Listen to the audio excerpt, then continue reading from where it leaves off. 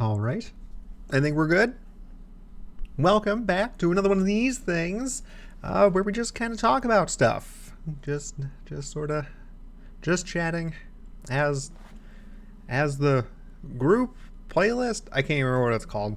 I guess I'm just a little too new to creating things on YouTube to know all the lingo yet. Gotta work on that. So how has your Tuesday been going? Mine's been going all right. Been working on, kind of an assignment for one of the interviews I was talking about yesterday. I think I wrapped that up. I'll probably be turning it in tomorrow. It's due on Thursday. I haven't had homework in millennia at this point. I don't know. 2020 felt like a really long time, and it's been even longer since I've been out of school. So it has been a hot minute since I've had to do something by a deadline for a school type thing. I guess it's really not that different for like a work assignment or anything. That's really more akin to what this is. So it is what it is. It just has to be done outside of like the normal time that you're doing something. Like for school, it'd be homework because you're not doing it at school, you're doing it at home. And that's kind of what this is too. I don't do it while I'm working. I do it in between when I'm working. So yeah, fun stuff all around for that. But today has been just a lot to do, and was kind of thinking along the lines of a little bit of music today, frankly. One of the things, my background is in music. I guess I can start with that. Prior to becoming a developer in any regard, I was, I guess Rose is visiting. You might see a tail walking around. She decided to sniff behind my desk. I don't know what's there. Maybe I dropped a crumb or something. And also the mic might disconnect because her static likes to get into my computer. So hopefully that doesn't happen. If it does, we'll cross that bridge when we get to it. Hi, Rose. Yes, she's down there. Hello, Nose. Hello. Anywho, prior to being a developer, I was studying to be a musician. I was hoping to do music composition for video games. As far back as I go, I enjoyed games and sort of all of the content around that, or the work that goes into it. And at some point in high school, I had sort of fallen in love with the idea of being able to make the music for games. When I started off, I was playing clarinet. I don't know why I chose that, actually. That might be a story in and of itself. But I didn't stay on that for my entire music career. After high school, during high school, I had moved into percussion. And I've been playing that ever since. Kind of fast forward to where I'm at today. The only music stuff that I'm doing anymore is with community ensembles. I don't do it professionally in any professional capacity anymore. I'll occasionally write music. I'm looking to get my music published, or at least some of it published. We'll see if I decide to ramp up that whole search again. But that's kind of where I'm at now. The community group I play with is a percussion ensemble. So there's a bunch of people playing percussion instruments. That doesn't necessarily mean it's limited to drums. We play a bunch of keyboard instruments too. One of the other things that we like to have within the group is an electric bass player, or just a bass player in general. Most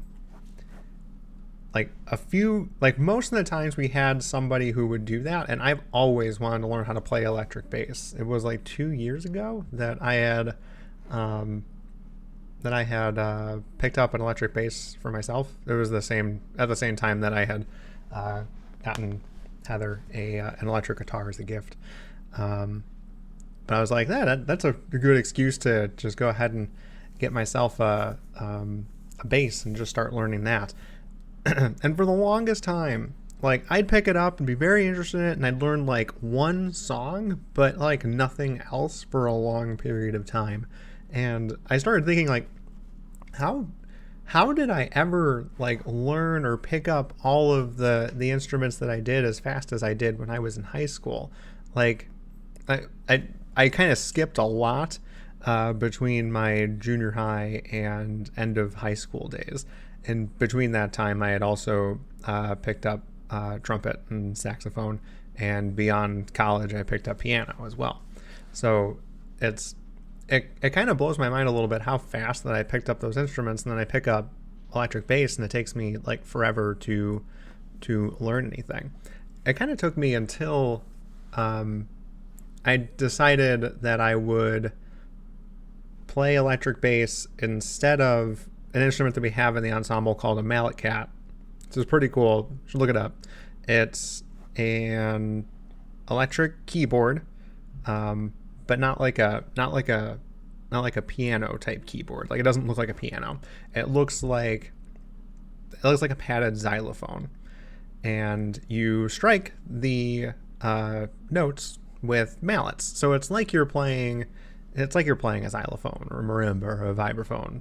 Marimba or vibraphone more like than a xylophone.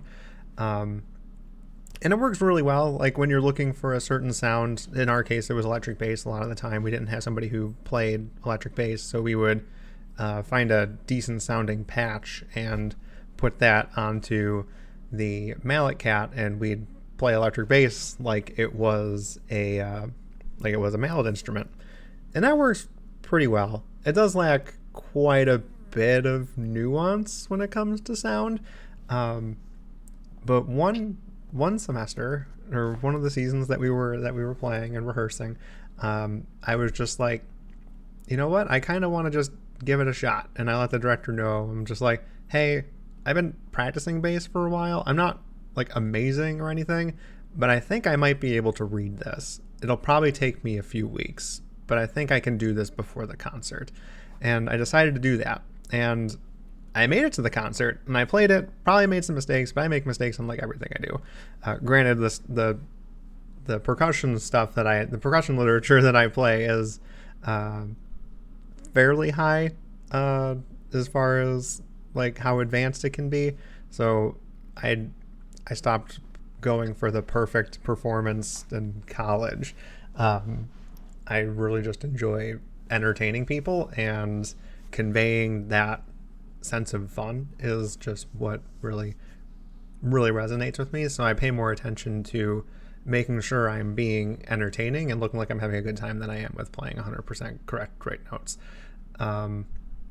Which maybe some people will be like upset with me about that, but it's just kind of leveraging. It's like, if I'm going to look like I'm having a bad time by like trying to hit all the right notes or get really nervous and rigid, I'm not conveying a good time. Anyway, I'm like reminding myself of so many things that I should talk about, and I'm definitely going to write some of these down for later. They're all fantastic topics. Music's amazing.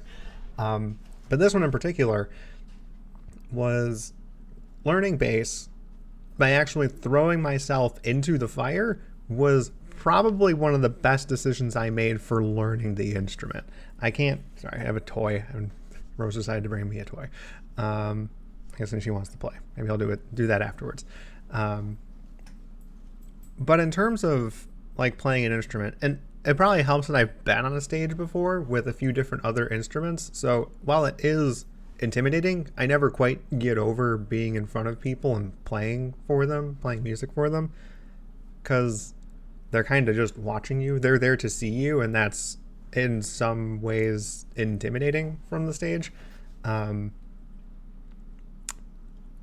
But I've been through that quite a lot, so it wasn't a huge factor. But knowing that I had to deliver something and look like I'm having a good time doing it really sort of put me on the path of learning the instrument a bit more. So like prior to that, I wasn't necessarily learning my way around the instrument. I was kind of learning notes on the instrument. I wasn't learning how it's all laid out and where my fingers would have to be, what all the frets are on each string. And I'm learning a little bit more of that now because of that change in importance. I forced myself into an environment where I need to look like I'm having a good time while I'm doing something, and I can't look like I'm having a good time while I'm doing it if I'm constantly looking at the instrument and being like, are my fingers in the right spot? So the two options there are really memorize the whole thing and never lose track of where your hands are, or start learning how this instrument is laid out so that I can kind of make things up a little bit if I have to and work my way back to the right thing. And it's kind of neat going through the process in that way. Like for all of my other instruments, like yes, I did have to play concerts, but at the same time it was mostly with just rehearsals and practicing, where I'd have to sort of set my own standard for how well I wanted to play that instrument. But making myself have to understand it better so I can recover in a believable way that doesn't make me look like I'm freaked out on stage was a kind of interesting way to go about it. So probably not the best takeaway here, but it was just sort of a thing that I was thinking about because, like I said, today I have a lot of stuff to do and I still have to practice bass. And like this music probably doesn't look like it's terribly complex, but I know the first time I saw that line where it's going up in eighth notes and back down, I sort of freaked out a little bit, and I'm like, I hope we don't read this today because I'm definitely not going to be able to do this. But then just thinking about it, it's that whole mentality. It's kind of like, I don't know if I can do it, but I'm going to jump up there. I know enough about this that I can try, and that's what we're going to do. It's really just try. But yeah, I'm not sure if there really is a takeaway from that other than I really wanted to learn bass and found that the best way was just to say, I have one, I can practice it a little, we're just going to go with it. So if you don't have like a crippling fear of the stage and you are looking to try a new instrument and you happen to be working with an ensemble or a group that is looking to bring in other instruments into the club, for lack of a better word. Like if you're playing any kind of pop music, then you're probably going to find a drum set, you're probably going to find a bass, you're going to be whatever the normal collection of your instruments are, those are probably going to be showing up. So it's a good way to branch out. In my case too, I get to play on a really good bass with that the school I play at owns, or the school we rehearse at owns.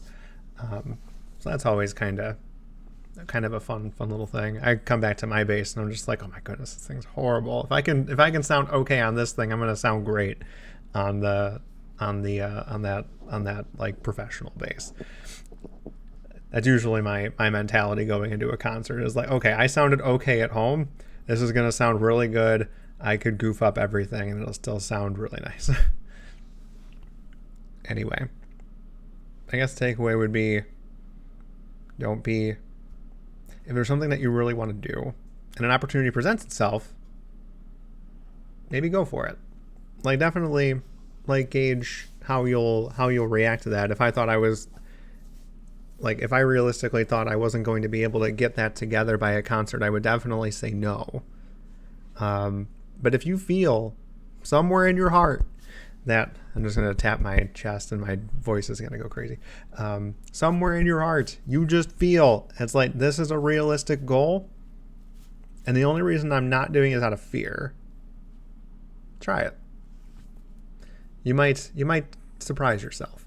I know I surprised myself, and I've been learning even more and more stuff on bass, and these environments have taught me how to just deal with working with that instrument in a way that me learning tabs for songs just never did. So yeah, we'll leave it at that. I have a hangnail. I had to bite it off while I was rolling. Why couldn't I wait until after it was done? Oh well. Hope you have a wonderful rest of your Tuesday and a great Wednesday, and we'll catch you in the next one. See ya.